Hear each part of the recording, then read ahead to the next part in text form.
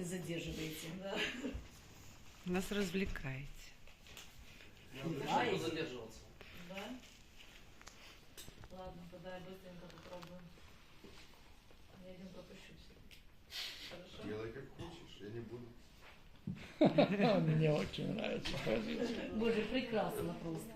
Про романтику у моря или о том, что не жалейте никогда денег на свою женщину. Освоил. Поехали мы как-то с Кацманом на море наслаждаться штормами, романтикой морских берегов Большого фонтана. Ехать нам было долго, так как у нас собственного транспорта нету, то маршрутом послужила 191-я маршрутка. По дороге к морю мы зашли в магазин, на улице долго и встретили там нашу почитательницу из ТикТока.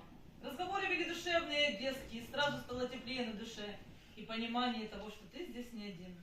Нас мало, но мы пока молчим, и мы в тельняшках. Ну а пока мы спускались вниз к Золотому берегу, я уже значительно проголодалась. И пока доктор Кацман впитывал в себя красоту и романтику штормового моря, подбул кораблей, мой желудок взывал к трапезе из бычков черноморских и шашлычка с шикарным видом на море. И после того, как я высказала свои пожелания, доктор обвинил меня в том, что я бездушная сволочь, которая не может проникнуться духом романтики, а думает лишь бы о том, чтобы набить пачку.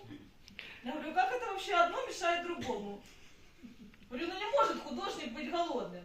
В итоге мы пошли в тот самый ресторан, нам там нужно было очередь ждать целых 40 минут, и поехали домой голодные тем же маршрутом.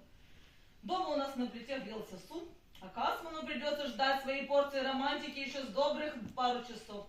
А была бы я сыта, получил бы сразу. Вот, пожалуйста, никогда не жалейте денег на свою женщину.